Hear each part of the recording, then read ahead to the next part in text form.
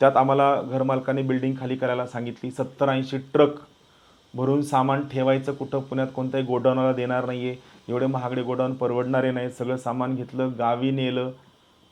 एक छोटंसं ऑफिस उरलं जे माझ्या स्वतःच्या मालकीचं होतं. हे सगळं परत एकदा उभं केलं. हे उभं का केलं? परत तीच गोष्ट आहे की आपल्यासाठी करायला कोणी येणार नाही आहे, आपल्यालाच करायचं आहे. जे आमचे प्राचार्य होते ना शाळेतले, की कुणीतरी बाहेरचा पुजारी बोलवण्यापेक्षा मीच पूजा करतो. मॅथ्सचा टीचरला बरं नाही आहे ना, चला मीच तुम्हाला ट्रिग्नॉमेट्री शिकवतो.